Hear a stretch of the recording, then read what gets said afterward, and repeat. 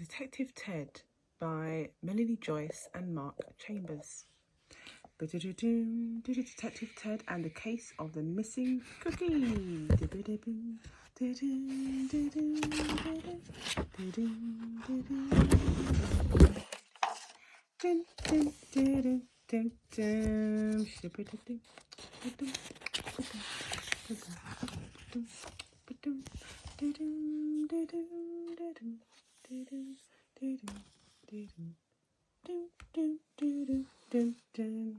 There was a mystery at Edward's house.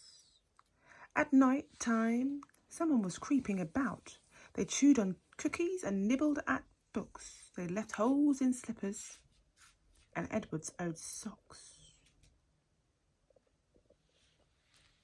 The culprits came in dead of night, when everyone was tucked up tight.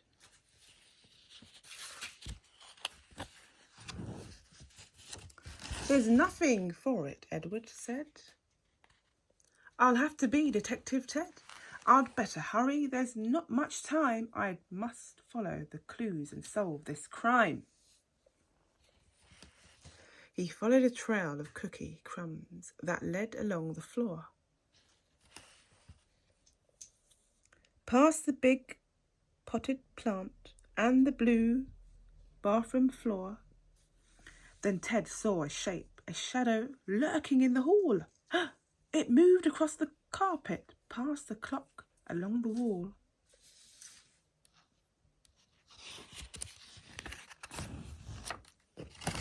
It wasn't a thief or a burglar at all.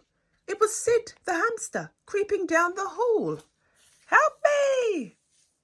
Please, Detective Ted, he said. Burglars have stolen my food and all the straw from my bed.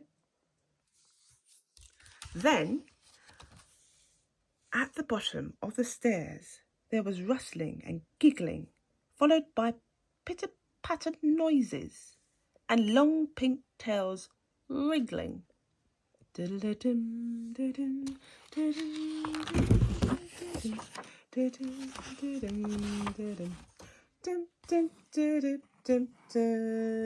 Ted stood on a chair and opened the kitchen door. Come on, Sid, he said, and he grabbed him by the claw. Poor, they're in the kitchen with 3 burglar rats who had snuck in the back door and tied up the cat. The greedy rats gobbled all the ice cream and jelly. Then they rolled about laughing and rubbed their fat bellies. Well, take all the swag, they said. Away to our nest, then we'll sneak back in later and steal the rest.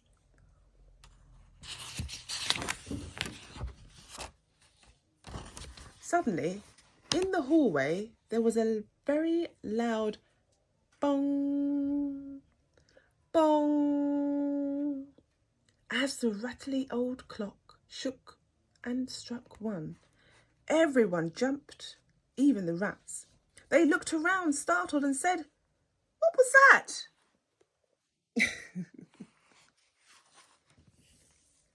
Suddenly, Detective Ted slipped, and he's wobbling on his wooden chair. "Hold on," he said to Sid, but the chair rocked and toppled over.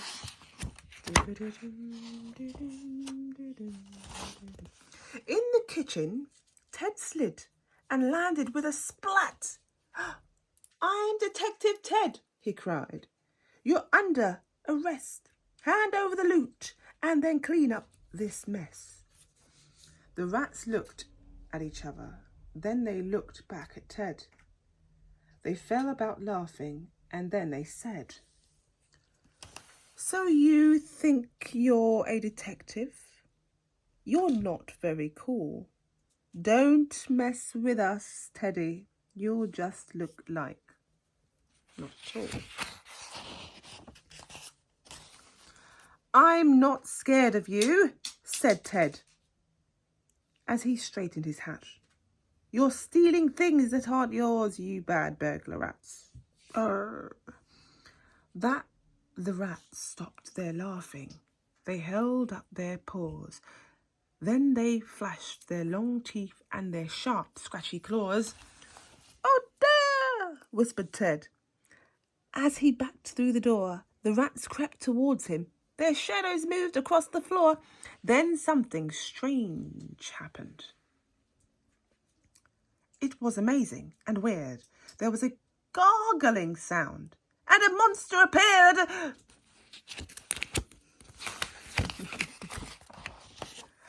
It was covered in bristles and had a big feathery head.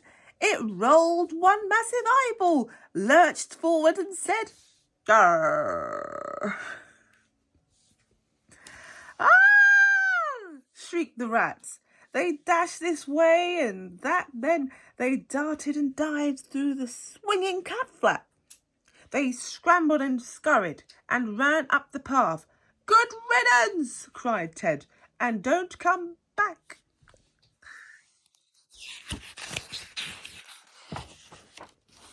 Detective Ted smiled. "Come out, Sid," he said. Sid chuckled and shook the feather duster off his head. Those rats were just cowards. They've run off. They've fled. "We make a great team, you and me," said Sid. Detective Ted. There was a mess to clean up. They had to get going. Soon the morning would come and the night would be gone.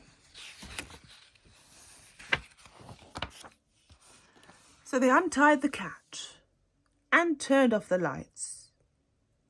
Then they all trudged upstairs and said good night. Soon Sid was snoring, and so was the cat.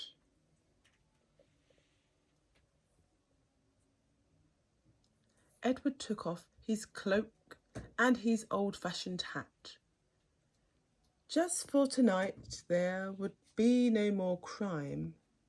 That is, until Detective Ted was needed next time.